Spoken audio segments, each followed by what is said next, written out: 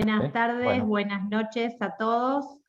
Hoy nos acompaña Carlos Tambuzzi, que seguramente todos conocen. Nos va a hablar sobre justicia de consumo. Carlos es abogado, funcionario judicial de la Ciudad Autónoma de Buenos Aires y profesor adjunto de la Universidad Autónoma de Buenos Aires de Derechos Humanos y Garantías y Protección Constitucional de Consumidores y Usuarios.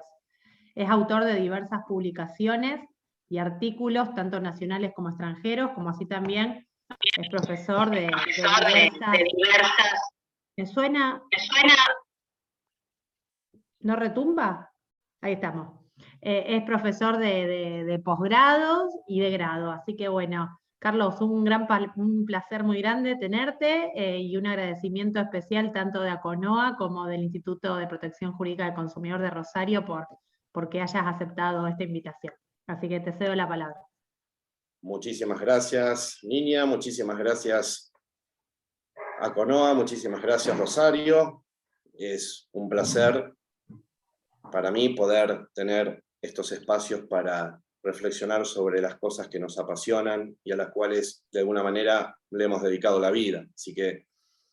el agradecimiento no es solamente cortés, sino profundamente desde adentro por esta oportunidad. Bien, ahora al público, a los asistentes, escuchas, buenas tardes, noches también. A todos, gracias por estar ahora conectados en esta víspera de feriado, donde las facultades disminuyen y la atención cuesta bastante más. Trataremos de transmitirles algunas cuestiones relativas al tema de justicia de consumo y que esto sea lo más entretenido, útil y dinámico posible. Siempre empiezo, cuando me toca hablar de esto, que por suerte para mí he hablado mucho por lo que está pasando en la Ciudad Autónoma de Buenos Aires con la implementación de la justicia de consumo. Siempre empiezo con una frase que creo que es una maldición gitana, que es que tengas muchos juicios y que los ganes. Que como se aclara, no es un buen decir, en realidad es una maldición, porque el refrán o la expresión reconoce que aún atrás de la victoria en un juicio, siempre se dejan jirones de mala sangre, tiempos, desgaste, cuestiones afectivas, emotivas, y muchas veces también como lo vivimos los argentinos, con espíritu futbolero, deportivo, de victoria, éxito total, derrota, fracaso, que se paga con afecciones anímicas y a veces hasta psiquiátricas.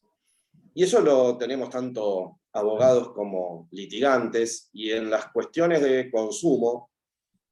tenemos un problema de deudas muy grande desde el punto de vista de lo que es acercar el derecho a la gente. Yo no digo, ni nunca fui partidario de hacer derecho para la gente,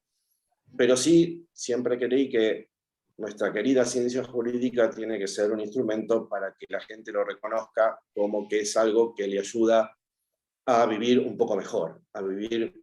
un poco más cuidado, a tener ciertas garantías. Y en eso todavía los argentinos, como gobiernos, como operadores jurídicos, como gusta decir, y demás, creo que tenemos una deuda con los consumidores, que a la vez somos nosotros mismos.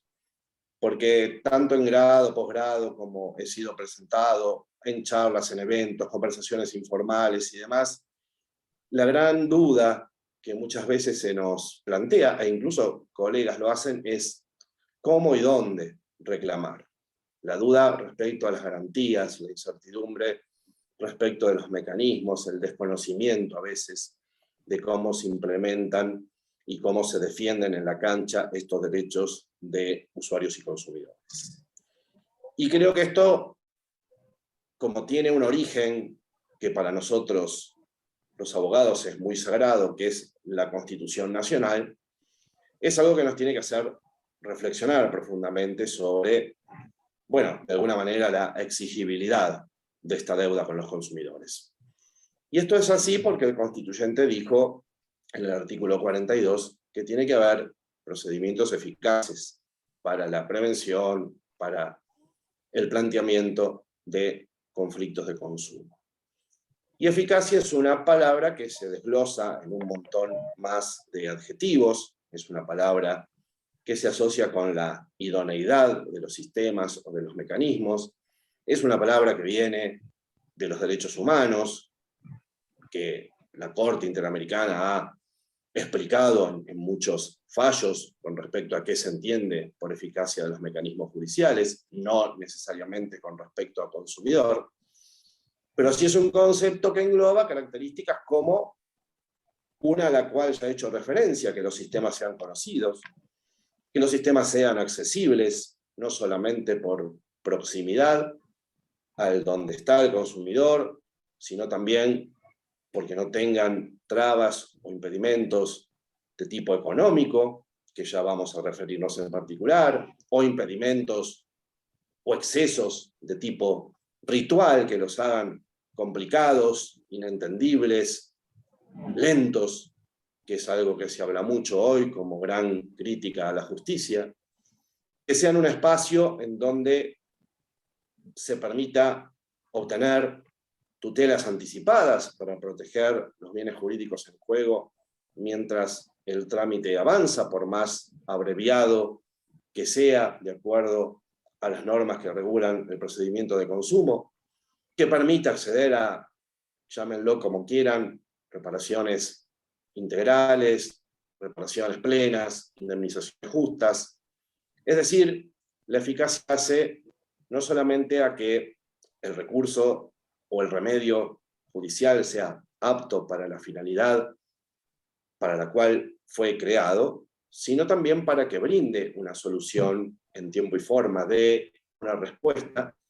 y esa respuesta sea el resultado de un proceso que en lo jurídico va a tener todas las garantías que la Constitución prevé para las acciones judiciales, pero que va a tener muchas características, en el caso de consumo, que hacen honor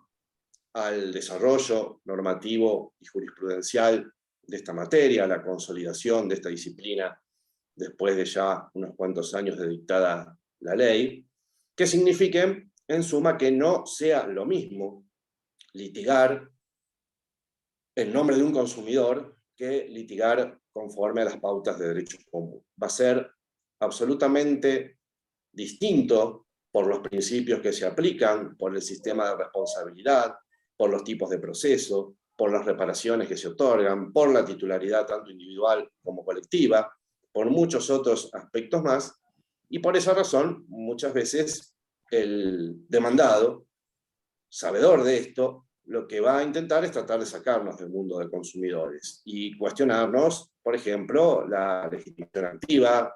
o el fondo de la relación que estamos esbozando como base de nuestra demanda, para convencer al juez que no estamos en el caso de una relación de consumo y entonces corresponde que sea analizada desde el punto de vista de las normas de derecho común, de las normas paritarias, del derecho privado, civil y comercial, digamos, hoy tradicional. Las normas de derecho del consumidor, por más que hayan tenido ese desarrollo, del cual hago mérito, se ocuparon de lo procesal bastante tarde en la evolución legislativa. Las primeras normas que estaban en la ley original de 1993 se reducían al beneficio de justicia gratuita y fueron vetadas por el gobierno de aquel entonces.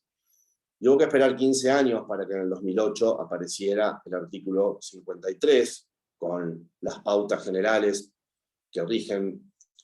algunos valores de los procesos de consumo y que en ese sentido significaron un adelanto muy importante, pero que pagaron el pato del signo de la 26361 del año 2008, que fue,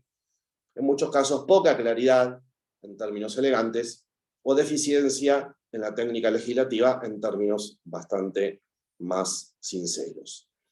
Y que pese a aportar algunos institutos que podían ser aplicables a los litigios de consumo, abrieron el camino a grandes polémicas, por ahí innecesarias, si el legislador hubiese sido más claro, y que recién ahora algunas se están empezando a solucionar, por ejemplo,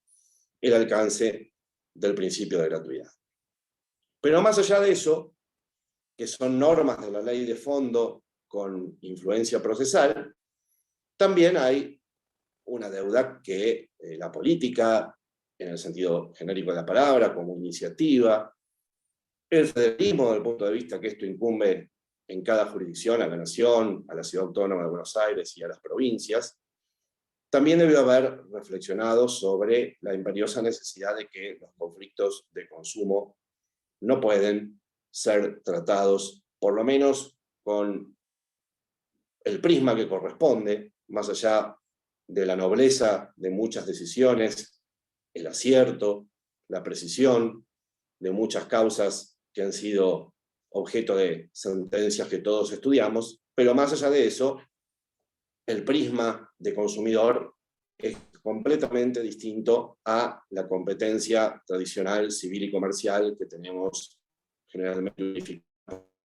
o dividida en la capital federal, en la mal llamada justicia nacional, donde además se agrega a ese panorama, bueno, la confusión entre una y otra, cuando funcionan separadas, y algunos conflictos de competencia que serían absolutamente innecesarios. Entonces, la poca repercusión que tuvo la necesidad de que esa eficacia también se traduzca en fueros especializados, jueces electos en concursos y seleccionados con idoneidad en la materia y un procedimiento especial,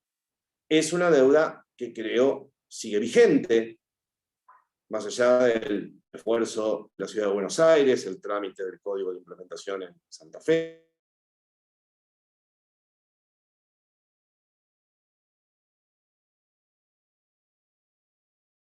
en manos de jueces que tienen no solamente un prisma diferente, sino además una pluralidad y una cantidad de asuntos que sin duda conspiran contra que los casos de consumidor tengan la atención debida, y que además es una justicia en algún punto emparentada con cierta reticencia de los abogados a asuntos que por ahí no tienen mucha significación económica, sean llevados a esas instancias, y eso lleva a que la gente, en algunos casos, tenga que elegir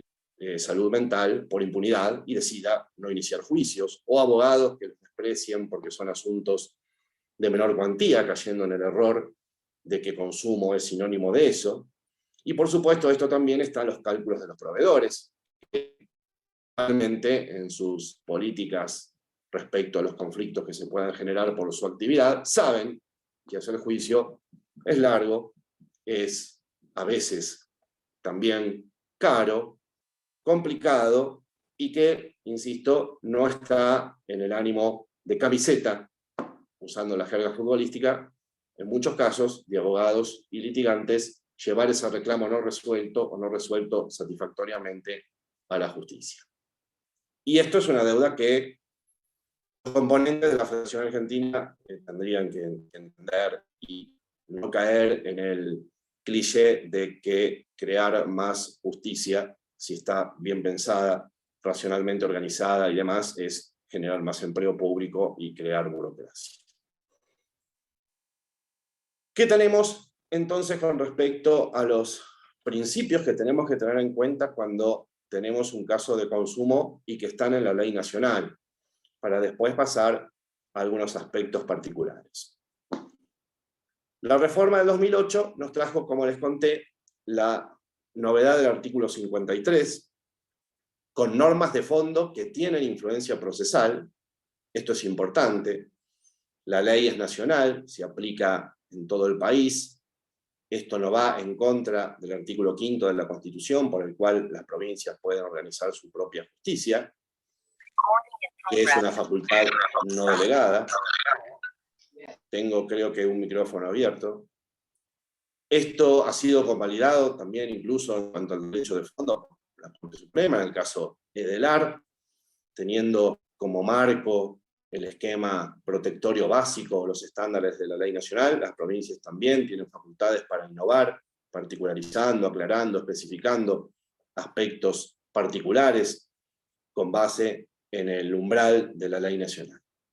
Que a su vez, por supuesto, en su resultado, la ley nacional es también producto de lo que entendemos en el derecho constitucional como federalismo de concertación. Provincias participan a través de los representantes directos del pueblo, que son sus diputados, y los más específicos de la autonomía provincial, que son los legisladores senadores, de la formación de las leyes, en este caso de derecho común, que rigen en todo el país, de forma tal que está salvaguardada, digamos, la esencia del federalismo a través de la formulación de principios generales en la ley nacional. Y en este caso, lo que el legislador del 2008 quiso entonar a la norma 24240 es de contenidos que hacen a lo que constitucionalmente se llama tutela judicial efectiva, y en cuanto a que está dentro del consumidor, una también tutela judicial diferenciada, donde el derecho procesal contempla algunos aspectos derivados del derecho de fondo, que no son ventajas procesales para el consumidor. Está mal en un proceso hablar de ventajas, donde rige claramente la igualdad de partes, pero son factores sí posibilitadores, tanto para el acceso a la justicia, como para ya dentro de un litigio, tener también algunos aspectos que por ahí podríamos definir como que facilitan, propician que el consumidor no solamente se atreva a plantear los litigios, sino también, ya con el litigio en marcha, insisto, tener algún tipo de consideración especial derivada de esa vulnerabilidad estructural, de esa debilidad que el derecho de fondo sale a combatir. Las leyes se llaman leyes de defensa del consumidor, y que se traducen también cuando el consumidor está en juicio. Así que en el artículo 53, sumariamente, surgieron principios como el del procedimiento más abreviado, vigente en la jurisdicción. Esta última frase, vigente en la jurisdicción, está claro el propósito del legislador nacional de respetar las autonomías provinciales, en cuanto a que cada provincia tendrá su sistema más abreviado, de acuerdo a cómo haya configurado su organigrama de la justicia. Pero tenemos que saber que esto, que viene acompasado a un valor muy importante en los juicios en general y en consumo también, que es la celeridad, no es un valor en sí mismo. Porque el tiempo, y esto es absolutamente propio y subjetivo, es un enemigo al cual, por más que hagamos las cosas más rápido, con botoncitos o con mayor confort, nunca vamos a poder vencer. Primera premisa. Y segunda premisa, el tiempo en muchos casos puede llegar a conspirar contra cierta capacidad reflexiva, tanto al planteamiento de las cuestiones como a resolverlas. Entonces hay que encontrar una ancha avenida del medio, que creo que existe, entre la preocupación porque los casos se resuelvan rápido y que tengan la necesidad de una adecuada reflexión. Por eso, el principio general es el procedimiento más abreviado. Pero esto le sirve intrínsecamente al consumidor, le sirve per se. Yo creo personalmente que no. Tomo el ejemplo del más abreviado en jurisdicción nacional, que es el juicio sumarísimo, y lo comparo con el ordinario, que es el proceso de conocimiento más amplio y tradicional. Y va a estar en la pericia del abogado tener en cuenta que, según cómo ande nutrido de elementos probatorios, según cómo ande necesitado, en el caso que va a plantear, de un mayor debate, de una mayor posibilidad de ejercer facultades procesales, puede llegar a resultar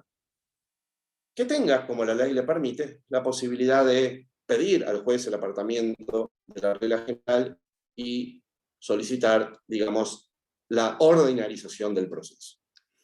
Y saber que a la vez lo mismo le puede pasar a la otra parte, al demandado, al proveedor, cuando reciba la demanda, puede entender que la cuestión es lo suficientemente compleja como para que se le imprima otro tipo de trámite, de un conocimiento o análisis más profundo, y entonces, dentro del plazo para contestar la demanda del juicio más abreviado, deberá plantear la suspensión, argumentar el cambio del tipo de proceso solamente en la complejidad de la cuestión, sustanciar eso, es decir, darle traslado al consumidor, y finalmente el juez decidir. Y el juez decidir solo después de esto, porque claramente el artículo 53 establece que esta cuestión de la regla general y su eventual apartamiento solo puede ser posible a pedido de parte. Y lo resalto, claramente, el legislador, en una interpretación muy sencilla del texto literal del 53 en este punto, no habló de que el juez pudiera ordinarizar o cambiar el tipo de acceso al juicio. Y lo señalo porque lo que suele pasar algunas veces, y por lo menos se veía bastante seguido en la justicia nacional, específicamente en la justicia nacional en lo comercial, que los jueces, invocando las famosas facultades ordenatorias e instructorias, entendían ellos que la cuestión debería tramitar por un procedimiento de investigación más profunda, y entonces el consumidor se veía obligado hasta a cuestionar el primer despacho, tener que presentar una revocatoria con apelación de subsidio y eventualmente también terminar en cámara con solamente la primera providencia después de haber presentado la demanda. Así que acá tenemos entonces una primera regla que hay que tener en cuenta. El abogado del consumidor tendrá, y ahí está su pericia, su habilidad, que determinar si en el escrito va a plantear que tramite de acuerdo a la regla general e invocará la norma y pedirá que así sea, o en su caso fundamentará a él, con base a la complejidad de la cuestión, que necesita o pide un tipo de procedimientos con una investigación más profunda de los hechos de la causa, pruebas a presentar, facultades procesales, etc. Así que acá creo que vamos desmintiendo algunas cosas con respecto específicamente al tiempo, ¿no? Que es algo que me parece que se está reflexionando muy poco últimamente, donde todo es urgente y todo es pan para hoy. El otro principio que surge del artículo 53 es el de la gratuidad. Daría para una conferencia entera. Hoy, por suerte, cuento el final de la película, gracias a varios fallos de la Corte Suprema, gracias a un plenario de diciembre del año pasado, de la Cámara Nacional de Apelaciones en lo Comercial, tenemos finalmente, por lo menos a través de la fuerza de estas decisiones, y algunos, por supuesto, precedentes en otras jurisdicciones, una certeza bastante precisa respecto del alcance del beneficio de gratuidad, que el legislador en 2008 estableció en seco: las acciones de consumo gozan del beneficio de justicia gratuita, pero que generó, a raíz de la falta de precisión, varios años, desde el 2008 a esta parte, de copiosa doctrina debatiente, de copiosa jurisprudencia vacilante, de, digamos así, con relación a la seguridad jurídica, bastantes pocas certezas, y entonces prácticamente los consumidores tenían que someter a la suerte de la jurisdicción o de la sala o del tribunal que les toque cuál podía llegar a ser el alcance del beneficio de gratuidad. Este es un factor de accesibilidad, un factor posibilitante, y a la vez, por supuesto, un factor dentro del litigio. Posibilitante porque para iniciar la demanda, claramente no habría el pago de un sellado timbrado o el famoso impuesto a las actuaciones judiciales, más conocido por el público como tasa de justicia. Como principio, estoy plenamente convencido que no avasalla autonomías provinciales ni leyes tributarias provinciales, ya que establece un principio general que se debe traducir en el campo procesal de las provincias, en la efectividad práctica de la no exigencia de ninguna erogación para iniciar el juicio, y que por supuesto mantiene la vigencia de las leyes de tasa que tenga cada jurisdicción para las demás acciones que no tengan este carácter de exento, naturaleza de la cual participan también otras en la generalidad de los ordenamientos provinciales. Así que considero que es precisamente un indicio de rechazo a los principios de consumidor y por ende de rechazo a la Constitución utilizar el argumento del federalismo para decir que en tal provincia donde X es juez, entonces no rige el beneficio de gratuidad. Hasta ahí entonces como factor de inicio de acceso al sistema. No tenemos más que explicarle a nuestro cliente que nos tiene que dar X pesos para el gasto del juicio, que es la tasa, o, en su caso, comunicarle que conjuntamente con la demanda tenemos que iniciar un juicio paralelo para radiografiar su patrimonio, que se llama beneficio de litigar sin gastos, y que implica, obviamente, más burocracia, más tiempo, más horas hombre para la tramitación de las cosas, más condicionamientos para llegar a un resultado, y que aparte algunos consumidores que no estarían en situación de pasar holgadamente ese beneficio, pensarían que su resultado sería infructuoso y tendrían que terminar pagando la tasa en última instancia. También es la gratuidad un factor dentro del proceso. No se le podrán exigir, de acuerdo al alcance que tiene en doctrina y jurisprudencia hoy bastante consolidado, ni cauciones reales si pide medidas cautelares, ni adelanto de gastos para peritos si ofrece prueba pericial, ni ningún tipo de timbrado para el diligenciamiento de oficios o pedidos de informes, e incluso creo yo que hasta este beneficio habrá que esperar ver qué pasa con la jurisprudencia, también inhibe a las causas de consumo de pagar esos depósitos que a veces se exige para acceder a instancias superiores. Y el punto que quedó, como les dije, consolidado, clarificado, pero igual necesita, por supuesto, a este respecto una precisión legislativa nacional y provincial, es que la gratuidad también trabaja como incentivo para las acciones de consumo, eliminando el miedo a la derrota y al pago de las costas, estableciendo que comprende, en el caso que el consumidor sea derrotado, la exhibición del pago de las costas del juicio. Cuando uno explica esto en ciertos ámbitos, la doctrina pro proveedor, los abogados con un pensamiento poco internalizado en los principios de consumidor y demás, se rasgan las vestiduras con el argumento lógico de que, como contesto demanda, gano el juicio y ni siquiera puedo sacar de aquel que me demandó el pago para mis propios abogados. Bueno, para eso está la respuesta en la propia legislación que existe desde el año 2008, que es la de que está en manos de las propias partes, en este caso en manos de los proveedores la iniciativa, pero también la seriedad en manos de los consumidores, evitar los abusos de este instituto. Y para eso el proveedor puede iniciar un incidente de solvencia y demostrar que el consumidor es o cuenta con recursos suficientes para afrontar los gastos del juicio,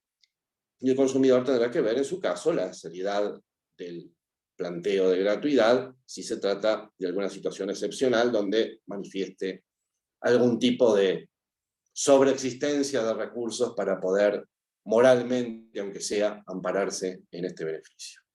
De manera tal que el legislador en este punto, démosle la buena, fue bastante inteligente y puso en manos de los propios actores del sistema la posibilidad de control de los abusos. Hoy por hoy, esto está consagrado en el Código Procesal de Consumo de la Ciudad de Buenos Aires y, como les dije, fuera de lo que son las normativas, en decisiones de la Corte y en un plenario nada más y nada menos que de la Cámara Comercial, con sede en Capital, por supuesto aplicable y vinculante a la jurisdicción, pero con un efecto doctrinario bastante fuerte, porque es un plenario bastante fundado, con gran debate, porque hubo, por supuesto, posturas que no sostenían esta amplitud y que quedaron en minoría, así que constituye una fuente razonada bastante interesante para que el legislador se ponga las pilas y precise normativamente el alcance del beneficio de gratuidad en estos sentidos, en esta dimensión. Y finalmente, en el artículo 53 encontramos el también discutido principio de las cargas, digamos, de la prueba, que no aparece con esa denominación en la ley, sino que aparece formulado en un criterio de colaboración procesal o de cierto solidarismo probatorio, consignándose que aquella parte que esté en mejores condiciones para aportar elementos que sirvan para el propósito de los juicios, que es, más allá de hacer justicia en el caso particular, la búsqueda de la verdad objetiva, estará obligado a aportarlos. Sobre esto también hubo bastantes polémicas y mucha doctrina va a encontrar el lector aduciendo que esto se trata de una violación al derecho de no declarar contra sí mismo, aportar prueba en la propia contra, y no es así. Los códigos procesales desde siempre, por ejemplo, contemplan la posibilidad de que aquel que ofrezca prueba invoque documental en poder de la demandada, y que el juez le ordene a la otra parte aportar esos elementos, previo análisis, por supuesto, de su pertinencia. Pero en consumo, esto de documental en la otra parte, como también otros elementos de la otra parte, aparece con muchísima frecuencia. Muchas veces la ingeniería probatoria de la demanda que estamos preparando depende o puede depender de elementos que no tenemos. Por ejemplo, yo tengo tarjeta de crédito, pero nunca tuve el contrato. Alguna vez se firmó, supongo, estará en soporte papel amarillento en alguna sucursal bancaria. Puede ser que si yo tengo un conflicto con el banco con la tarjeta, ese contrato sea necesario. Sí, existe la ley de defensa del consumidor, que tiene normas al respecto, por supuesto la ley de tarjeta de crédito, pero ese contrato entre el banco y mi persona es el primer estatuto de mis derechos y obligaciones, entonces por ahí puede ser necesario algo que esté ahí, o de acuerdo a la naturaleza del litigio sería importante tenerlo a juicio. Y el banco nunca me dio una copia, entonces podría yo plantear en el ofrecimiento de prueba que esa documental sea agregada a juicio por la parte que lo tiene en su poder. Todos tenemos telefonía celular y no tenemos la información detallada de nuestras llamadas. Apenas nos viene una factura más o menos entendible con el monto total, el registro de cuántas hicimos, a qué números y cuánto duró, lo tiene la empresa prestadora. Puede ser necesario en juicio aportar eso, y es prueba que parte de los registros operativos de la empresa que presta el servicio. Puedo válidamente exigir eso. Tengo un problema de sobrefacturación con un medidor de gas, de luz, de lo que sea. El medidor está en mi casa, en algún rincón, pero no es mío. El acceso de una eventual pericia a esos instrumentos de medición tiene que ser posibilitado por el que es dueño de esos aparatos, que es la empresa que me tiene como usuario de esos servicios. Y así sucesivamente, si ustedes repasan mentalmente situaciones de consumo, y termino con el ejemplo del comercio electrónico, donde el buche, la garganta informática del proveedor almacena absolutamente todo lo que hicimos nosotros en esa operación, y nosotros no podemos generalmente guardar nada, ni siquiera el sistema permite que nosotros guardemos los términos y condiciones que tenemos que aceptar forzosamente. Por tanto, en esta modalidad de consumo tan generalizada hoy, también es importante que uno pueda pedir, y así lo haga, elementos probatorios que están en el buche, digamos, en la página web prediseñada por el proveedor, y que pueden llegar a ser necesarios presentar en juicio para probar algunas cosas. Entonces, volviendo a la ingeniería de la prueba, a veces podemos, los abogados, consolar a los clientes que si están flojos de papeles, de acuerdo a la naturaleza del problema que nos traigan, algunas constancias documentales, por ejemplo, podemos llegar a extraer de justamente este pedido al juez de que ordene a la parte que está en las mejores, o muchas veces en las únicas condiciones de aportarlas, la obligación de hacerlo. Con, por supuesto, algo que los códigos procesales todavía les falta definir, alguna contrapartida de consecuencias en caso de negativa a aportarlas, que puede ser desde presunciones en contra del reticente, que puede ser resolver con las constancias de autos, por ejemplo, cuando se niegan a aportar originales, o manifestar sobre la autenticidad de fotocopias que el consumidor aporte, y esas sean conducentes a la solución del litigio, o directamente en algunos casos de negativas que incluyan además otros incumplimientos, como incluso pueden ser hasta deberes legales, la temeridad y malicia. De forma tal que en la teoría de las cargas dinámicas, que así se llama porque un poco erróneamente pareciera ser que se desplaza el onus probandi a la otra parte, y esto no es cierto. El solidarismo probatorio lo que le permite, a través de este dinamismo, es al consumidor exigir judicialmente que elementos que no están en su poder sean aportados, aunque no estén en la otra parte, aunque los tenga el adversario en el proceso. Con lo cual, descartamos cualquier influencia negativa en lo que es la garantía de defensa del juicio respecto de aquel obligado, porque se trata de elementos, en principio, objetivos, que después serán analizados conforme los criterios de valoración de la prueba, y su eficacia dependerá de un montón de cosas, de un montón de alias, y de algunas, obviamente, razonabilidades y certezas científicas que tiene que haber en un litigio. Con lo cual, hemos terminado esa enumeración de lo poco que hay procesalmente o de fondo con influencia procesal en la ley nacional. Pasado esto, hay ahora algunos criterios que podemos decir, retomando lo que hablábamos al principio, que nos explican por qué no es lo mismo litigar como consumidor que no hacerlo. Y entonces vamos a saber que se van a aplicar en juicio, y no ya para la interpretación doctrinaria, los principios de consumo. Puede ser un argumento para el juez decisivo aplicar la norma más favorable en un conflicto entre normas, o dentro de la misma norma, o la cláusula más favorable del contrato. Puede ser decisivo para un juez, y nosotros tenemos que saber esto, que una cuestión que tenga un empate técnico probatorio, o al revés, una falta de certeza plena compartida,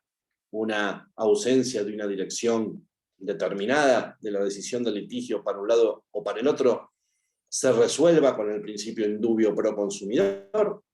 que justamente es en caso de duda, y no por las dudas a favor del consumidor. La duda debe ser cierta, y el juez tiene que expresar en su decisión, primero, cómo llega al estado de duda, y segundo, la razonabilidad de la aplicación de este principio. Esto es un dato muy importante, además, para derribar el mito de que es muchas veces por las dudas, o es un principio que traduce un favoritismo contrario a la garantía de la igualdad procesal. La duda tiene que presentarse como cierta, como un camino que no arroja luz o claridad para orientar la decisión hacia el acogimiento de la demanda, total o parcial, o hacia el rechazo, y tiene que plantearse cómo se ha llegado en el razonamiento a ese punto de acuerdo a las constancias de autos. También puede ser que el principio de orden público que aparece ahí en la ley, en el artículo 65, cobre una virtualidad procesal determinante, porque eso es un piso mínimo de protección, que los acuerdos entre particulares no pueden disminuir en menores niveles. Entonces la aplicación de este principio fondal puede resolver un litigio. Puede aparecer que la integración normativa, y esto es muchísimo más común de lo que nos podemos imaginar, sea una herramienta válida para el planteamiento y para la decisión del caso que tengamos en cuestión, porque muchos aspectos protectorios se encuentran a veces y se descubren mediante el diálogo de fuentes, tanto en la Ley de Defensa del Consumidor como en normativas de distinta jerarquía, que pueden ser también leyes o normas de rango inferior, que regulen negocios particulares. Claramente, en conflicto de un consumidor bancario puede tener una respuesta en la Ley de Defensa del Consumidor, supónganse en el artículo 36, en las normas de contratos bancarios y contratos bancarios de consumo del Código Civil y Comercial, y en lo específico en el peine fino, en las circulares del Banco Central, que tienen un verdadero, aunque no sea legislativo, código de defensa del consumidor bancario, referido en concreto a las cuestiones puntuales cajas de seguridad, cuentas corrientes, cajas de ahorro y demás, etcétera, concretas de la vastedad de los negocios bancarios. La operatividad de las normas, que también es un principio fondal, puede ser necesario para resolver un litigio. Me acuerdo cuando salió la ley de medicina prepaga y en el intervalo hasta que salió la reglamentación, todavía algunas empresas usaban el argumento de que las normas de la ley no eran operativas porque no habían sido precisadas en sus alcances y no había sido reglamentada por el Poder Ejecutivo. Que tengamos otro principio fondal como la responsabilidad objetiva, ya lo vamos a ver cuando veamos la prueba, pero hace que la tarea probatoria en un caso de daños sea completamente distinta. Que rija el principio de reparación integral en materia de consumo, hace que las reparaciones no estén tasadas ni limitadas en los rubros reclamables, que podamos pedir daño punitivo por ahora, salvo la cuestión que se agregó hace poco de poder pedirlos en la Ley de Defensa de la Competencia, hace único al derecho de consumo en esta posibilidad, que hace significativos o patrimonialmente o profesionalmente interesantes algunos juicios de microdaños o de menor cuantía que podrían cobrar alguna medida de interés profesional para llevarlos adelante gracias a la existencia de la multa civil. En suma, que en un juicio estén,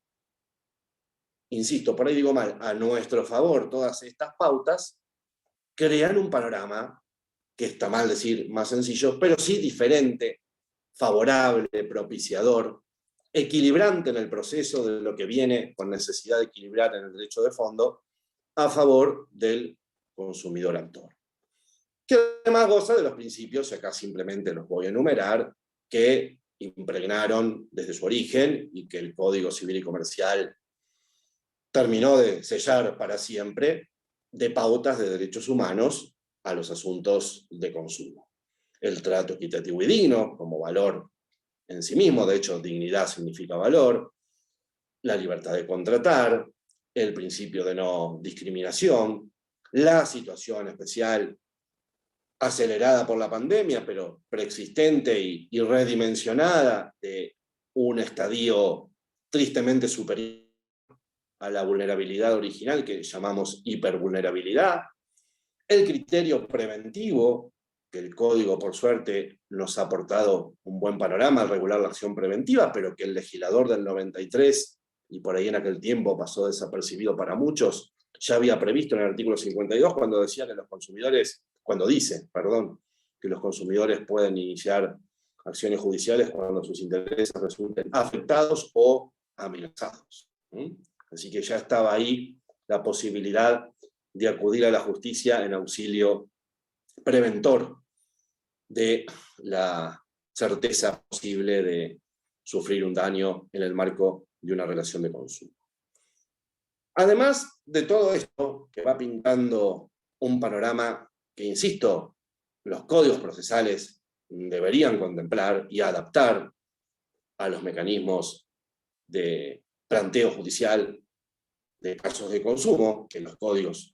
ordinarios, digamos, civiles y comerciales, generalmente no tienen, salvo algunas raras excepciones, se agrega también algo que es necesario, comprender la vastedad de los casos que pueden generarse en consumo, que, insisto, no necesariamente implican menor cuantía. Puede ser que haya muchos casos que se generen de la problemática de los consumidores que tengan poco monto, pero no es, como dirían ahora, el sesgo identificatorio de estos casos. Hay una vastedad de acciones que surgen de la ley que también pueden ir más allá de lo que es otro clásico que está en la cabeza de muchos, solamente los casos de daños en relaciones de consumo. Puede encontrarse una acción que sea necesario plantear para el debido cumplimiento del deber de información o el cumplimiento compulsivo de la oferta, el respeto o la ejecución debida de una garantía convencional, la debida satisfacción del deber de asegurar el servicio técnico y repuestos, el solo maltrato o, digamos, la demanda fundada en el incumplimiento al trato digno, las acciones derivadas de la publicidad ilícita, las acciones de renegociación contractual, las acciones tendientes a calificar de abusiva alguna cláusula y lograr su supresión o su adaptación y su integración al contrato, sobrefacturación de servicios públicos, las opciones que da el 10 bis para incumplimiento de oferta de contrato, que también incluyen daños, pero no necesariamente, las acciones por reparación insatisfactoria del artículo 17. En fin, hay que comprender en una mirada generalizada de la ley la vastedad de posibilidades de casos en donde pueda llegar a ser necesario plantear la defensa de estos derechos, sin olvidarnos que, por supuesto, con las debidas licencias con relación a la especialidad y lo extraordinario de esta causa, pueden llevarnos a que sea necesario plantear la acción de amparo, o las características especiales que tiene, ya pasando a otro ámbito que nos llevaría otra charla de 4 horas, cuando se trata de acciones colectivas, que si podemos, diremos algunas cosas hoy, pero en esto también, aclaro, hay una deuda profunda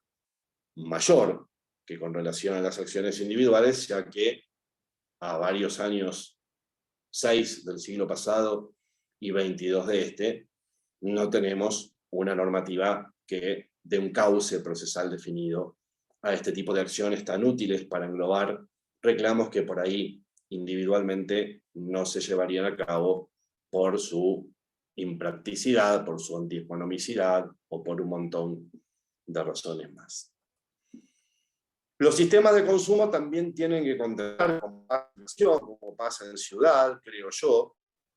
alguna instancia prejudicial previa que aburriría yo a ustedes si les contara hoy, como es el sistema bipolar de la justicia nacional, con 2 alternativas, el famoso COPREC y la mediación común, que se distinguen nada más por el monto del asunto, otro grave error del legislador, asociando consumidor a pequeñas causas y asociando pequeño monto a caso sencillo y monto alto a caso complicado, algo que cualquier persona que haya ejercido la profesión durante un tiempo más o menos mínimo pero razonable sabe que no necesariamente lleva esa relación pegada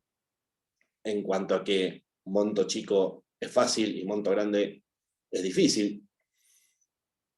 La instancia judicial previa, obligatoria, creo que es absolutamente necesaria en torno a 2 cosas. La primera es fomentar la cultura del acuerdo, tanto en abogados como en partes, para ir un poco desterrando todavía esa formación puramente de amigo-enemigo en el marco de un litigio que recibimos de la cultura argentina de construir a los pleitos como un enfrentamiento. Y por el otro lado, dicho sea de paso, y esto ha sido demostrado en la práctica, la mediación en Nación rige desde el año 95 y el COPREC desde el 2014, ha servido con el gran porcentaje de acuerdos alcanzados para evitar la saturación de la justicia, como filtro para que en esas instancias se pueda aprovechar la voluntad de las partes y evitar cargar la actividad judicial de asuntos que se pueden arreglar en estas etapas propiciadas por el legislador. En el caso de la ciudad hemos abierto muchísimo más y se ha incluido como válida la instancia administrativa, que en muchas provincias suele tener también una instancia conciliatoria previa, y que si el consumidor había elegido eso, bueno, pues si no arribó a un entendimiento ahí, mal sería exigirle que tenga que pasar de vuelta por otra mediación ya reconocida como prejudicial, dado que ya sabe cuál va a ser la respuesta. Y además en estas instancias conciliatorias, aunque no se llegue a acuerdo, el consumidor y su abogado lo que pueden llegar a tener como ganancia, más allá del no, es por ahí tener la posibilidad de saber con qué cartas juega el proveedor, preconstituir algunas ideas de cuál va a ser su estrategia de defensa, Incluso haciendo la denuncia administrativa, uno siempre aconseja, ahí el proveedor tiene que hacer un descargo, entonces algún argumento o algún papelito va a tener que presentar, entonces si lo hacemos antes o a veces concomitantemente a la acción judicial, podemos contar con el auxilio de haber pasado por esa etapa con algún elemento que permita darnos alguna información que pueda ser útil para la causa. Y la información, en este caso, siempre es poder, porque además va a marcar actos propios del proveedor y va a ser muy poco favorable a cualquier posición que sostenga que utilice alguna argumentación en una sede y cambie de sentido en la otra, sobre todo si pudiesen existir grandes contradicciones. Todo esto teniendo en cuenta que la naturaleza de las vías es diferente. En un caso se va a estar defendiendo de una posible sanción administrativa y en otro caso de un conflicto particular. Pero igual hay algunos sustratos de fondo que nos pueden servir. Yendo entonces concretamente algunos aportes sobre la ingeniería de una demanda de consumo, lo primero que tenemos que tener en cuenta es que el caso sea de consumo. Entonces tenemos que bucear en que en el supuesto que nos traen está presente un consumidor en términos de la definición legal del artículo 1 y del 1092 del Código Civil y Comercial, y un proveedor en términos del artículo 2 de la ley y del 1093 del mismo código. Con puntos que en algunos casos el que prepara la demanda va a tener que tener en cuenta, sobre todo respecto a que si es consumidor actor, por ejemplo, se trata de una persona jurídica, con lo cual hay jurisprudencia que, gracias a esta inclusión de las personas jurídicas que ha tenido la ley desde su origen, en algunos casos, de acuerdo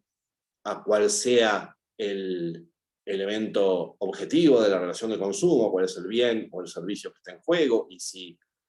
la persona jurídica actora lo ha incorporado o no, o en qué medida a un proceso de contenido económico, de transformación, producción, distribución o comercialización, puede llegar, por ese motivo, a ser excluida del mundo consumidor y, por ende, no perder el derecho de reclamo, pero sí perder el derecho a hacerlo como consumidor. Entonces, en este punto, la doctrina, resumo apresuradamente, por ahí tiene una posición más clara con respecto a las asociaciones sin fines de lucro, pero no es tan así, y hay jurisprudencia vacilante, incluso hasta contradictoria, cuando se trata de una empresa comercial, donde el fin de lucro per se no la excluye, como en otras legislaciones de la protección del derecho del consumidor, pero se va a hacer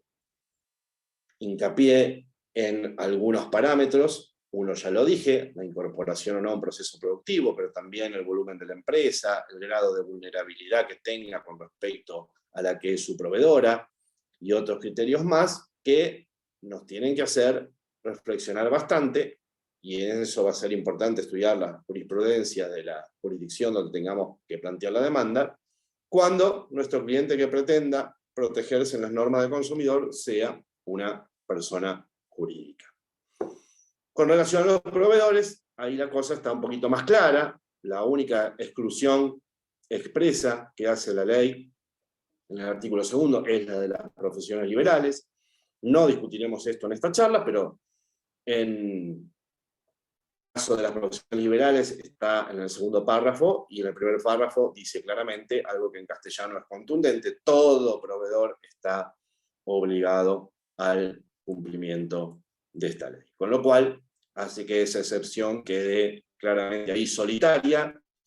y además explicada que en algunos supuestos esa exclusión cede, por ejemplo, cuando se trate de la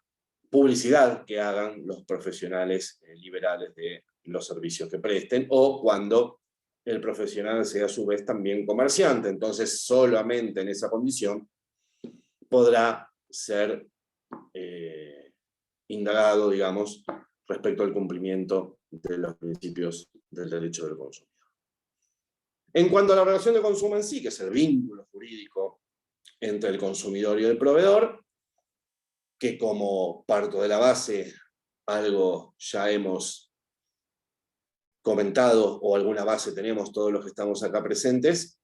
puede ser que en algunos casos sea sencilla de acreditar cuando tenga una fuente contractual y tengamos el contrato, tengamos la factura, el ticket, algún elemento documental que acredite la compraventa, la contratación de servicio, lo que sea, pero en otros puede ser que no quede demasiado claro. Y entonces tengamos que pensar que en la demanda vamos a tener que construir todo un entorno indiciario, no presuntivo porque no viene de la ley, pero puede crearse a partir de los indicios,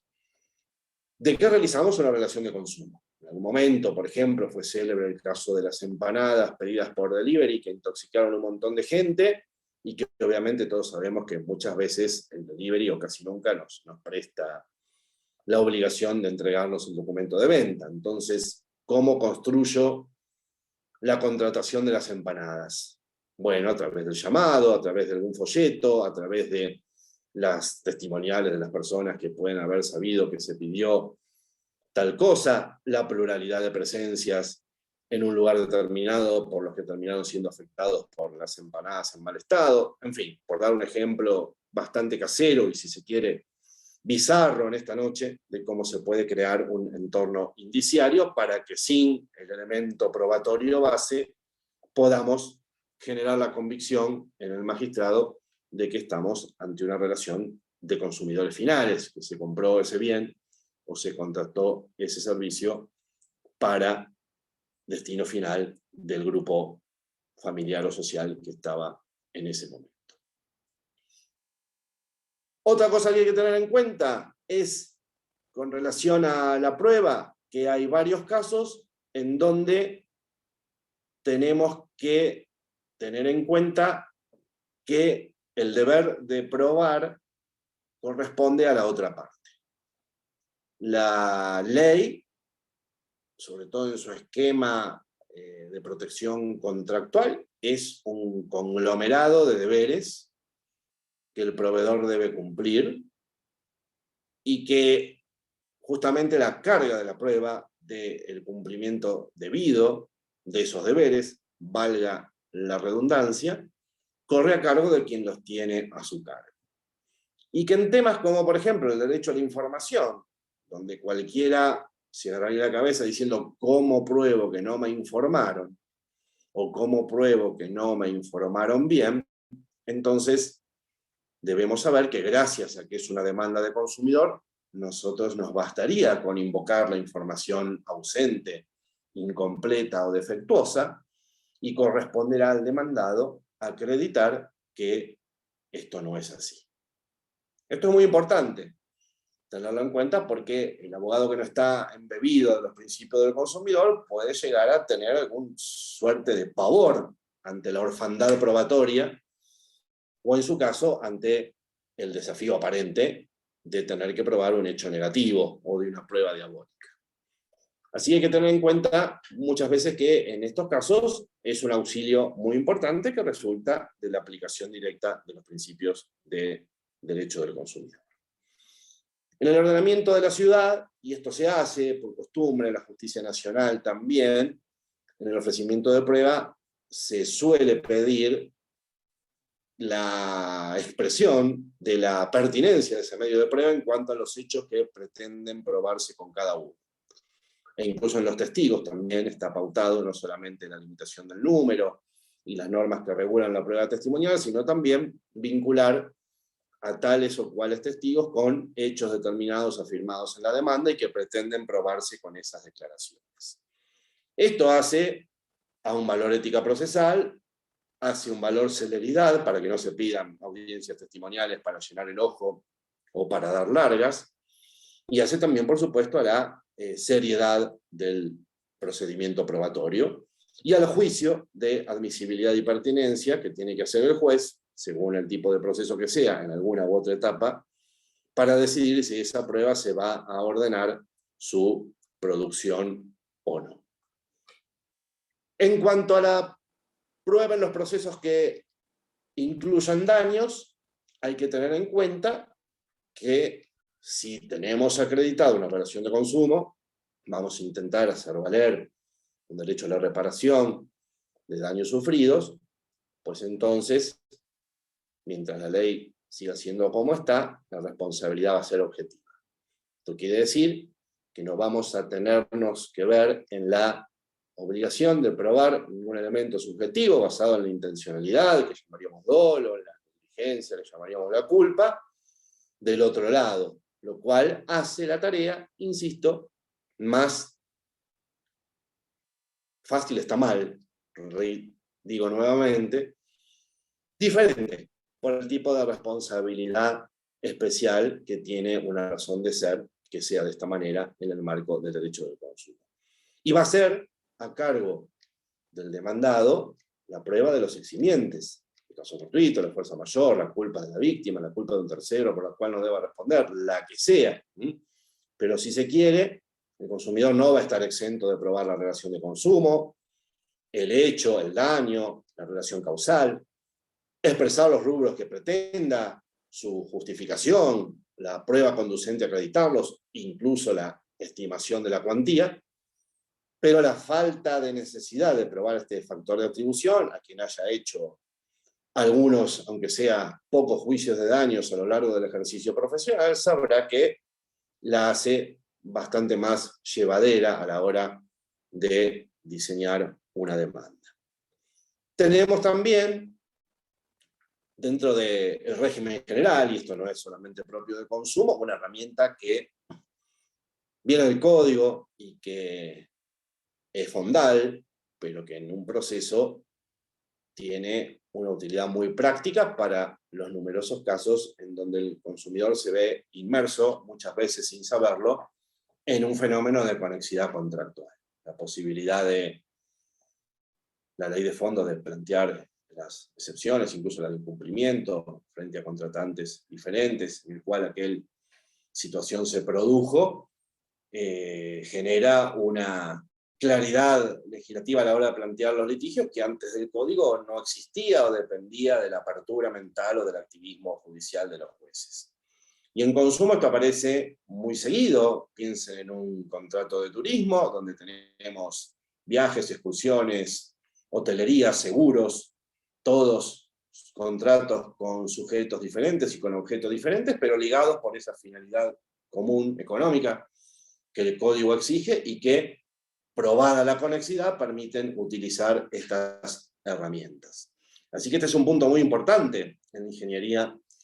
en el pensamiento de una demanda de consumo, para justamente no desperdigar en distintos frentes y en varios juicios distintos planteamientos tendientes a ordenar un esquema negocial complejo, pero unido por esta finalidad que se puede interpretar, puede fijar el legislador o la puede inferir del bloque de conexidad que uno esté planteando. Hay otro tema a la hora de la prueba que por ahí pasa desapercibido hasta cuando se estudia la Ley de Defensa del Consumidor. La ley regula muchos contenidos de documentos. El documento de venta, el certificado de garantía, el presupuesto, la garantía del presupuesto. Dice qué cosas tiene que contener estos papelitos. Es derecho a la información, por supuesto, pero es algo que debe ser visto desde una óptica de formalismo de protección. Porque es un deber del proveedor otorgar un documento con esos contenidos. Y de no hacerlo, ya tenemos una infracción a un deber legal, que puede resultar también importante o coadyuvante a otros elementos probatorios que sean concordantes a la hora de resolver un litigio. Así que también, aunque tengamos los documentos, es necesario que invoquemos en la demanda que, llegado el caso, no satisfacen los requerimientos legales y en ese punto también nos sirva para sustentar el éxito de nuestra pretensión y la valoración de esa prueba en ese sentido. La prueba en el consumidor con el comercio electrónico tiene un desafío que es insinuado algo en el principio de esta charla. ¿Cómo hacemos para acreditar cosas que están en la web o que estuvieron? Porque el proveedor, a través de su webmaster, puede cambiar los contenidos. Nosotros, en los cursos de formación siempre recomendamos tratar de almacenar todo lo que se pueda, cuando el sistema lo permita, desde los términos y condiciones hasta o fotografías o bajadas de pantalla, los correos, por supuesto, que confirman las compras, que mandan las facturas, o que comunican distintas novedades de naturaleza jocosa o importante, y que nos mandan los proveedores al mail que constituimos en la contratación. Pero es importante saber que si no podemos hacer esto, volverán ahí las cargas dinámicas probatorias, como explicáramos antes. Volverá quizá a ser por ahí necesario que mediante una prueba anticipada pidamos que el actuario entre a la página de internet en cuestión y certifique mediante la impresión de las bajadas correspondientes tal o cual existencia de un contenido engañoso, desinformación del precio y demás, que aparezca en publicidades o en ofrecimientos de bienes o servicios en la web, dado que esa posibilidad de que la justicia con un fedatario como es el secretario pueda, con audiencia de las partes, realizar esa diligencia, evitaría que uno tenga que forzarse a obtener cuestiones fehacientes tomadas de la web solamente mediante un acta notarial, con los gastos tremendos que eso suele llegar a significar. Así que en algunos casos, y así lo hemos planteado en muchas obras, creo que puede llegar a ser necesario, en virtud de que las páginas mutan, el ofrecimiento de esta prueba con estas características de implementación como prueba anticipada. Otro auxilio que tenemos es el de las presunciones legales. Hay algunas que están previstas en la ley, por ejemplo, si quieren, el primero que se me ocurre, la presunción de sobrefacturación, que está por ahí, artículos 30 y 31 en el caso de servicios públicos. Entonces también ahí, al pensar la demanda, partimos de una posición que no es lo mismo que llegar a una necesidad de prueba total. Si se dan los parámetros objetivos que el legislador determinó, pues entonces tendremos la construcción de la presunción que deberá desvirtuar, en el plazo que corresponde, la empresa prestadora de servicios. Y es una ventaja, insisto, está mal el término, pero es una facilitación para determinados casos donde la desconexión del consumidor y la ausencia total de manejo de esos medios le obligan a que el elemento equilibrante sea constituir mediante lo que al consumidor le llega materialmente, que son las facturas, con cierta variante en caso que sea estacional o no estacional el servicio, una presunción a su favor si esas variaciones son en más significativas y que entonces corresponda al proveedor desvirtuarlas, porque admite prueba en contrario, la presunción que el legislador estableció. También está la inexistencia de deudas, que manda consignarse en las facturas el esquema de la ley 24240, que nosotros entendemos eso debe ser una presunción iure de iure, porque emana del propio prestador del servicio, donde se le informa al consumidor que esa factura es la que tiene un vencimiento, pero por todas las anteriores no debe nada. Así que este sería otro elemento también importante a tener en cuenta. Para terminar con la prueba documental, no olvidarse entonces que puede haber la necesidad de ofrecer algunos elementos probatorios que estén en poder de la contraparte o que estén también en poder de terceros. Y en ese caso, los códigos procesales suelen regular este instituto, estableciendo algunos recaudos, algunos aspectos en los cuales el tercero, por razones fundadas, puede oponerse, pero el consumidor no creo que presente un espectro demasiado abierto a posibilidades de confidencialidad o de daño a intereses propios o datos sensibles, pero tengámoslo en cuenta que a veces puede haber algún elemento que esté en manos de otro que no sea nuestro adversario en el litigio. En cuanto a la prueba testimonial, ahí tenemos que tener en cuenta y los tribunales y la doctrina hacen énfasis en eso, que muchas veces los casos de consumo suceden en ambientes familiares o en ambientes sociales. Entonces, sin dejar nunca de manifestar que por ahí algunos de los testigos que ofrecimos están dentro de las generales de la ley por ser parientes, ese testimonio tenga la posibilidad de ser escuchado, y si es concordante con otras pruebas y aporta la fuerza de convicción necesaria, tenido en cuenta para que esa expresión de la sana crítica y de la valoración de la prueba conforme a este valor sea certificada por los únicos que pudieron materialmente a veces haber visto a través de sus sentidos los hechos que están involucrados en un caso y que han sido controvertidos. Entonces, creo que la utilidad de la prueba testimonial en este punto no debería ser teñida por imposibilidades de declarar, para empezar, y desde luego debería ser acompasada con, insisto, la valoración de esta prueba conforme a ese parámetro de la realidad. Muchas veces son los únicos presenciales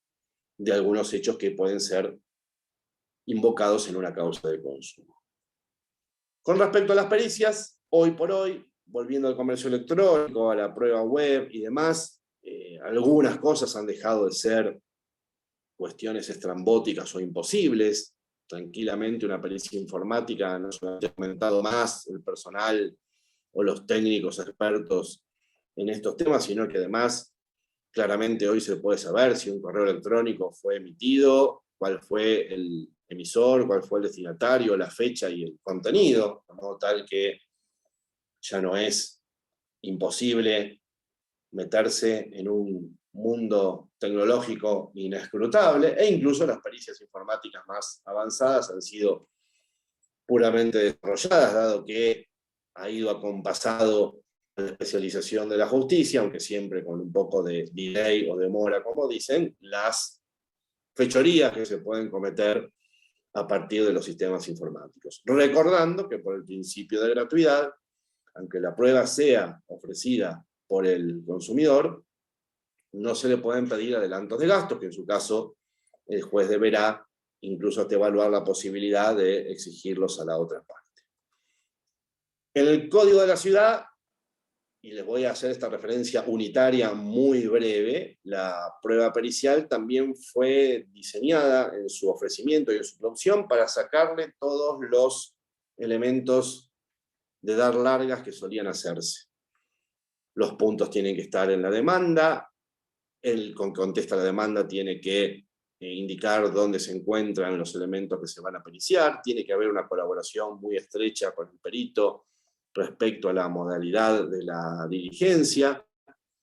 La presentación de la pericia se hace antes de la etapa central del procedimiento, que es la vista de causa, donde está la oralidad plena y la producción de toda la prueba que no sea la documental, y todo lo que sea impugnaciones o pedidos de explicaciones a peritos se plantea en esa circunstancia, en forma oral y grabada. Esto es un salto cuantitativo muy necesario para las causas de consumo, porque prácticamente trabada la litis, y en algunos casos realizada la audiencia de prueba, en el juicio más abreviado no, directamente agregada a la documental y las contestaciones de informes, todo lo demás se discute en una audiencia oral y grabada. ¿Por qué dije tantas veces grabada? Porque esa impronta, en mi opinión personal, hace que lo que tiene la digitalización deshumanizante quede atenuado, porque la discusión central del juicio no solamente es presencial, sino que además queda registrada. Y en segundo lugar, porque ese registro no solamente hace a que cualquiera pueda consultar esas causas y ver cómo funciona el sistema, sino que además hace a que haya un control ineludible y restricto, incontrastable, respecto a la obligatoriedad bajo pena de nulidad de la presencia del juez en esas audiencias, donde, se imaginarán ustedes, si no se ve en la grabación la presencia del magistrado, entonces estamos en un problema por el incumplimiento de esta obligación legal. Así que esa deshumanización de la digitalización se completa con la nada más y nada menos aventura humana del contacto de las partes con el juez, del juez con las partes, la posibilidad de ver lenguajes corporales, actitudes, convicciones, posturas, intercambio, por supuesto, razonamientos en conjunto, preguntas, repreguntas y todo lo que queda muchas veces fuera de ese universo tan cerrado de una pantallita leyendo papeles que han sido fotografiados que nos traen irreversiblemente ya a los procesos modernos. Tenemos que tener en cuenta también que los procesos de consumo, creo yo, necesitan una ejecución de sentencia diferente, y en el Código de Ciudad así lo hemos diseñado y así está funcionando. En lo personal, nunca entendí por qué después de un juicio ganado uno tenía que citar de venta, volver a renacer la posibilidad de oponer excepciones, mandar llevar adelante la ejecución, previa liquidación y embargo, y después recién poder pedir medidas concretas de ejecución. Creo que no solamente para consumo, sino para los juicios en general, esta cuestión debería ser dejada de lado, y una vez que está la sentencia, practicada la liquidación y medidas de aseguramiento, directamente se pase a la ejecución concreta, mediante las medidas que cada uno estime corresponder, según el tipo de condena, sea de hacer, sea de dar sumas de dinero, embargos, restraintes, medidas compulsivas, lo que ustedes quieran, y de esa manera evitar muchísimo tiempo post terminación del juicio, que creo personalmente no tenían ninguna justificación, ni siquiera conectada a ninguna garantía. E incluso el Código de la Ciudad obliga al que hace la liquidación a hacerla expresando todas las pautas que se tuvieron en cuenta, y al impugnante también a expresar en forma concreta los argumentos impugnatorios, y no solamente eso, practicar la que estime corresponder. Si no, no será una impugnación válida. Es realmente, después de 8 años de judicial, he visto que a veces del caso del actor hay abogados que hacen un juicio y después no saben plasmar en un número la ingeniería del cálculo de los rubros reclamados en los cuales han triunfado. Y el proveedor se limita, a veces, el demandado perdidoso, se limita a impugnar general o con argumentos que no tienen ninguna concreción ni ninguna especificidad para saber cuál es la lógica de esa argumentación. Para eso la vacuna más ideal es explicarme los motivos y los argumentos precisos impugnatorios, pero además plasmar en números el contenido de esa impugnación. No debo 10 pesos, debo 3, bueno, ¿dónde está el mecanismo, la razonabilidad conforme a las pautas de sentencia para llegar a esos 3 pesos que decís deber en lugar de 10? Creo que todo este tema de la reingeniería de los sistemas procesales es muy útil para el consumidor y debería ser considerada en los futuros ordenamientos que se dicten específicos para la materia. Hoy, en muchos lados donde no haya justicia específica del consumo, la ejecución de sentencias sigue por estos sistemas tradicionales, que, insisto, piensen ustedes el tiempo que agregan una vez que el juicio ya ha sido decidido, haya ido a cámara o no. Otra cosa que agregamos en la ciudad y que recomiendo también, y que lamentablemente no se tiene en la generalidad de los ordenamientos, porque son civiles y comerciales tradicionales, es la oralidad en cámara. Que yo pensé que iba a motivar una rebelión de los jueces de segunda instancia. No ha sucedido en la ciudad, pero el recurso se presenta, se eleva, y la discusión sobre sus fundamentos y la decisión se hace después de una audiencia en plazos muy cortos, después de elevado el expediente, y la discusión, como les dije, es en forma oral. Y los jueces están obligados a dictar sentencia en forma casi inmediata después de esa audiencia. Con lo cual agregamos un valor celeridad, pero, insisto, no en sí mismo, sino vinculado al valor transparencia. Porque todas esas audiencias grabadas después se suben al sistema y la comunidad en general, salvo que la causa sea reservada por algún motivo, bueno, pues puede llegar a tener alguna visión generalizada de cómo son tratados los conflictos de derecho del consumidor, cómo se ventilan, cuál es la discusión, cuáles son las cosas que se tienen en cuenta y todo lo que significa republicanamente, bueno, mostrar que las decisiones de un poder del Estado son el resultado de un procedimiento no solamente público que nada tiene que ocultar, sino también rodeado de las garantías del caso. Quise mezclar entonces en esta charla algunos aspectos que hemos puesto como ejemplo innovador en el Código Procesal de la ciudad, para que sirva de orientación a lo que es, digamos, la necesaria lucha de los operadores jurídicos de consumo para que exista en todos los componentes, provincias de esta querida Argentina, una justicia especial para consumidores que hará su camino al andar, que creo que va a justificar su necesariedad en sí misma, no solamente desagotando muchos aspectos de la justicia tradicional, sino también judicializando otros que no llegaban antes a la posibilidad de una decisión ejecutable y posible de hacer valer compulsivamente, que solo puede dar el Poder Judicial. Esto de la necesidad de una justicia especializada creo que se lo merece el derecho del consumidor, con un artículo de la Constitución de su respaldo, con una ley especial desde hace muchos años, un capítulo del Código Civil y Comercial, muchas leyes,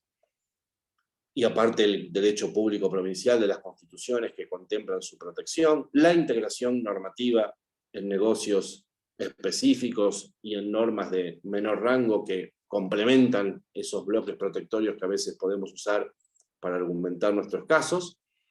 y que claramente, espero haya quedado demostrado por todas estas implicancias particulares,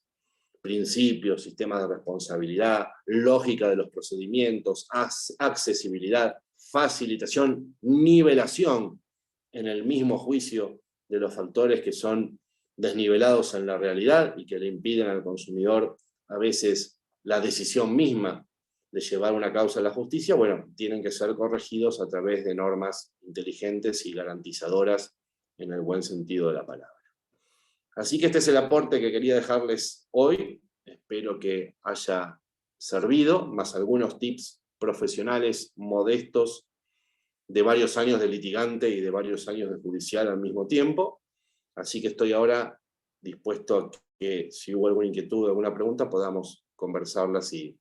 de esa manera terminar esta conferencia. Muchísimas gracias y estamos a disposición.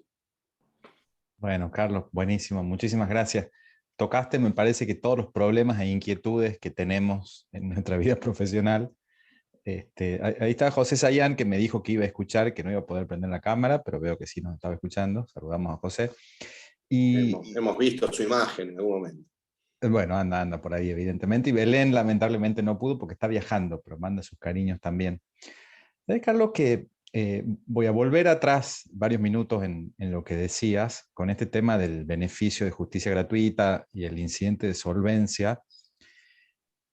No sé, un tema que me viene dando vueltas en la cabeza, algo que Alejo también dice por ahí de los sesgos y cuántas veces el consumidor no inicia el juicio no por lo que puede costarle la tasa de justicia o algún gasto, sino por la posibilidad de perder ese juicio y cuáles son los riesgos. Y a veces la existencia de ese riesgo, por mínimo que sea, termina siendo disuasivo para el consumidor que no inicie el juicio, a lo mejor por temor a eso, a tener que pagar honorarios al abogado. Entonces, pienso, y después te dejo para que me digas tu opinión, Sí. Si la vulnerabilidad no es económica, sino jurídica, y quizá la idea del acceso a la justicia no sea solamente no poder pagar, sino a veces no querer correr el riesgo, ¿no? Si no, deberíamos replantear eso, y te sumo también algunas cuestiones prácticas que se presentan en Tucumán, que son, por ejemplo, la oportunidad de introducir la cuestión de la solvencia o no, ¿sí? Que para mí debería ser ante una hipotética sentencia que rechace el reclamo y no antes. Bueno, sobre todo eso, ¿no? La oportunidad y qué tenemos en cuenta. Porque podrá ser un consumidor que tenga ciertos recursos y a lo mejor sea desproporcionado cargarle las costas. Estoy pensando en voz alta, ¿no? De cuestiones que se me vienen planteando últimamente. La vastedad de posibilidades, de acuerdo al tipo de reclamo, al consumidor que sea y demás. También tengo algunos objetores que dicen, bueno, y Donald Trump o el presidente de la nación más poderosa puede ser también un consumidor en un caso, y si tuviese que litigar en la Argentina, actuaría con beneficio de justicia gratuita, y ese entonces es el vulnerable o el débil que queremos proteger. Bueno, en cuanto a la debilidad y a la vulnerabilidad, yo creo que no debemos caer en el consumidor medio pensando que hay un consumidor promedio al cual es exigible un mediano entendimiento. Por más que sea académicamente doctor o postdoctor o la persona más poderosa de la Tierra, puede ser un duro para entender el resumen de su tarjeta de crédito. Y aunque sea poderoso en dinero, también el sistema, como he dicho, ha dado la posibilidad de que si el proveedor demandado entiende que, amparado por el beneficio de gratuidad, haciendo abuso de esa posibilidad legal de acceso, está utilizando los beneficios del sistema al solo efecto de saber que litiga con esa tranquilidad, puede intentar desvirtuar eso mediante el incidente de solvencia. Entonces, yo digo, si el legislador confió en la responsabilidad de las partes y les dio el beneficio para que lo usen responsablemente y les dio la posibilidad de cuestionarlo para que esas eventuales desviaciones puedan llegar a ser planteadas y eventualmente corregidas, ¿por qué vamos a tener miedo a que el consumidor no pague en principio las costas, si la presunción se puede desvirtuar? Y otro tema que siempre digo cuando se plantean estas cosas es que este punto de la gratuidad sin costas es otro mensaje para el proveedor, por ahí, de alguna manera implícito, que es: trate de no litigar. El consumidor tendría que tener esa posibilidad de que la cancha en la justicia le sea favorable, insisto, no como una ventaja que rompa la igualdad de las partes, pero sí con todos los criterios que juegan en un juicio de consumo, el proveedor entienda que su defensa va a ser mucho más esforzada que si litigara contra un particular. Y que en términos de cálculo de resolución de conflictos como política empresaria, le va a ser mucho más conveniente en las etapas de reclamos directos a la empresa, en la instancia conciliatoria o en cualquier etapa previa al inicio del juicio, calcule que es mucho más práctico, incluso hasta desde el análisis económico del derecho, ofrecer una solución al consumidor antes que termine el juicio. Esto, visto con el formato cultural del proveedor argentino, aunque sea filial de una multinacional, va a ser muy difícil de enganchar culturalmente. En otros países no es así. Todos tenemos el amigo que viaja, todos tenemos el amigo o amiga que tiene mundo, el cual ha planteado a veces después de mucho tiempo, por ejemplo, la devolución de un producto y se lo han aceptado en el cambio. Eso es cultura. No va en la suerte de la empresa devolver esa zapatilla o esa campera que por ahí compraste hace un tiempo y ya no te gusta, y decirle que sí al consumidor y hacerle el cambio. Acá la concepción cultural es que te están haciendo un favor y que si eso cunde como ejemplo, se va a producir masivamente. Eso va a tardar muchísimo en cambiar, porque implica laburar mucho en responsabilidad social empresaria, en políticas de atención a reclamos y también en cierto decoro en las conductas de los consumidores. Pero mientras tanto, como está efectivamente en los cálculos del proveedor, que los juicios tardan mucho, que los tribunales están saturados y que los abogados a veces rechazan los temas del consumo, hay que rodear el juicio al litigio de consumo de las cosas más atractivas posibles para que la comunidad jurídica los tome y para que los consumidores se animen. Así que si quieren por ahora, Yo creo que la defiendo a la gratuidad irrestricta porque es una herramienta sumamente necesaria. Por lo menos mientras no cambie esta cultura que traté de describir someramente. Yo quiero decir algo al respecto, Carlos, porque, bueno, pareciera que yo vivo en otro país, vivo en Santa Fe, y es es un submundo. Nosotros en Santa Fe condenan, o sea, más allá de los planteos que hagamos, condenan en costas al consumidor haciendo absolutamente caso omiso al fallo de la Corte, haciendo caso omiso a las interpretaciones amplias del alcance de la gratuidad. Nosotros invocamos el fallo de la Corte, lo citamos, acompañamos, y los jueces siguen haciendo caso omiso porque entienden, como bien vos decís, que admitir esto del alcance extenso de la gratuidad traería aparejado una cantidad de juicios temerarios, alocados por parte de los consumidores. Lo sé porque me lo han dicho jueces y lo sostienen. Incluso hay jueces que van a plantear, si sale la ley de defensa del consumidor a nivel de Santa Fe, la inconstitucionalidad respecto de esa norma. Me lo han dicho expresamente. O sea, estamos hablando de un nivel, a ese nivel, el tema de la gratuidad que tenemos en Santa Fe. A nosotros nos costó muchísimo el tema del acceso. O sea, la idea restrictiva de la justicia gratuita nos costó horrores hasta que lo logramos. Y ahora estamos remando en dulce de leche en lo que sería el tema de costas. Condenan,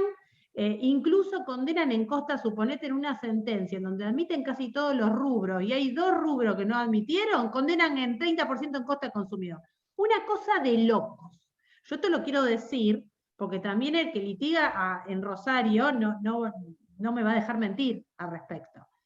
Eso por un lado. Después, en relación al tema del procedimiento, te digo varias cosas. En cuanto al procedimiento, yo tengo una idea muy particular en cuanto a la elección del trámite más abreviado. A lo mejor por la realidad que se da en Santa Fe, que nosotros tenemos la oralidad en los juzgados de civiles y comerciales, y eso trae aparejado que esté bastante concentrado ya, por más que sea un juicio ordinario, esté bastante concentrado en 2 audiencias que se llaman la preliminar o de proveído y la de producción, casi todo. Con lo cual, yo creo que muchas veces optar por el sumarísimo y dejar de lado la ordinarización puede resultar una trampa para el consumidor. Porque, por lo menos en Santa Fe, el tema de la ordinarización deja abierta un montón de puertas, tenés una amplitud probatoria y en distintas etapas del proceso que se ve muy menguada en el juicio sumarísimo. Así que generalmente, esto es una postura personal, yo suelo elegir la ordinarización y me la dan. Siempre lo pienso, y más si hay pericias, pero la verdad que no he tenido malas experiencias al respecto, y eso lo digo como una cuestión personal. Y por último, quiero decir esto último y después te dejo tus comentarios, el tema de la prueba. Nosotros usamos mucho el tema de las pericias informáticas, no solo para constatar páginas web, correos electrónicos, sino también para realizar pruebas vía remota. Es decir que, por ejemplo, nosotros tenemos pruebas que producir respecto de proveedores que se encuentran en la ciudad de Buenos Aires, y si nosotros tenemos que hacer una pericia en extraña jurisdicción, termina siendo hasta, podemos decir, prohibitivo para el consumidor, porque está claro que también hay jueces que exigen adelanto de gastos. Eso lo digo entre paréntesis. Además del gasto en sí que hay que hacer solventar al perito para que pueda viajar a Buenos Aires eventualmente, o pagarle un perito de Buenos Aires. Entonces, la verdad que nosotros hemos hecho pericias remotas, informáticas contables conjuntas, y hemos tenido un buen resultado. Así que eso también lo tiro como para dejarlo en consideración. Nos costó que los jueces lo entiendan, pero la pandemia ayudó, y bueno, era como admitir algo que ya estaba dándose en los hechos. Si podíamos tomar una audiencia virtual, ¿por qué no podemos hacer una pericia virtual compartiendo pantallas, viendo los sistemas, etcétera, etcétera? Así que bueno, esto lo tiro como experiencias personales que tengo en el diario vivir como litigante. Yo siempre digo que no tengo la fórmula para los problemas de este país, pero necesita honestidad, ingenio e imaginación. Honestidad militante, en el buen sentido de la palabra, que reafirme y exija el derecho a la honestidad. El ingenio lo estabas planteando vos ahora. ¿Cómo podemos hacer una pericia que no le cueste mucho al consumidor y la podemos hacer virtual? Y coordina con la imaginación, que muchas veces no implica demasiados recursos presupuestarios y que en un proceso se traduciría en lo que llamamos activismo judicial. Pero por el derecho no se disfruta, por el derecho siempre se lucha, y en esas luchas siempre hay ingratitudes, e ingratitudes contra ley. Por eso te rechazan la gratuidad en los adelantos de gastos, y por eso insisten en la cuestión de no acatar los fallos de la Corte, que tampoco son merecedores de acatamiento, ¿no? Ya sabemos del efecto no instantáneo de lo vinculante de lo que dice la Corte, pero uno está sentando un precedente de fuerza. Lamentablemente, la esencia de lo poco que hay de argentinidad justamente es eso, una ignorancia, una indigencia muchas veces profesional, consecuente con algunos criterios que encima se exhiben y se jactan como propios, por más que el elemento objetivo científico, como puede ser un fallo de la Corte o la ley, diga lo contrario. Lamentablemente eso va a llevar, en los lugares donde se dé, y para ustedes un tiempo bastante grande, porque significa un cambio cultural, al cual las condiciones que rodean a la cultura, entendida como forma de hacer las cosas, cada vez conspiran con hacerlo más lento. La justicia persiste gracias a que los justos luchan por ella, y cada retazo que logremos coser, cada sutura que podamos practicar, bueno, será un paso adelante que mantendrá viva la llama. Suenará a poético, sonará a cierta invocación al heroísmo, pero yo fui abogado litigante, comprendo exactamente lo que me contás, y creo que algo de gesta tiene, sin que por eso nos tengan que dar ninguna medalla.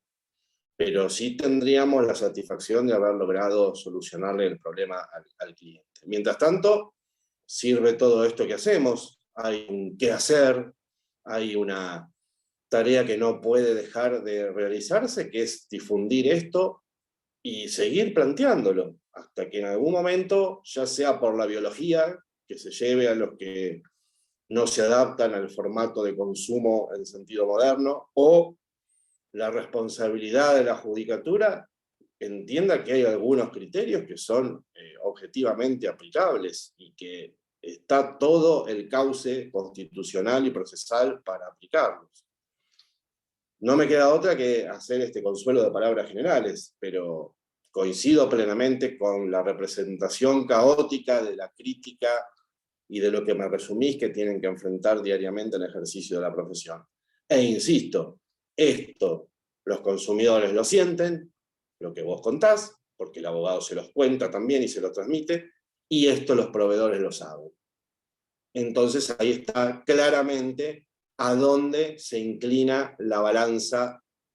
de la práctica o de la implementación, más allá de las normas. La mejor definición de este país la dio Carlos Santiago Nino, que con solo el título de su libro lo dijo todo: un país al margen de la ley. Y no salen de las plantas los que incumplen la ley, sino que son hijos de padre y madre como nosotros, así que a veces, como grupo, más allá de que todos somos buenos individualmente, no tenemos la suerte que nos merecemos, sino la suerte que se nos parece. Hola, quisiera hacer una pregunta, ¿puedo? Hola. Sí, por mi parte entiendo. Sí, bueno, Lilian, dale. Bien. En relación a cuando usted nos decía, doctor, que muchas veces se niega la relación de consumo, estaba leyendo una jurisprudencia relacionada con la propiedad horizontal, en donde decían que, bueno, si bien el administrador del edificio es un proveedor, la relación de consumo era administrador-consorcio, pero no reconocían la relación de consumo entre el administrador y cada propietario de unidad funcional en forma particular. ¿Usted qué opina, por ejemplo, de esto? Y es un tema, como diría el amigo Sebastián Baroselli, igual que el consumidor inquilino, bastante fronterizo. El consorcio no tiene claramente el reconocimiento como persona jurídica, entonces tendríamos un primer elemento. Y el administrador fue electo y trabaja de alguna manera a las órdenes de los consorcistas. Entonces yo tengo algunas dudas de si ese elemento no genera la ausencia de una relación de consumo, porque el consorcista tiene, por ejemplo, está bien, en el marco de una asamblea, no aislado y demás, la condición de mandatario y la posibilidad de instar a su remoción. Entonces es una relación completamente distinta a la del consumidor y el proveedor habitual, o por lo menos tiene rasgos que no harían que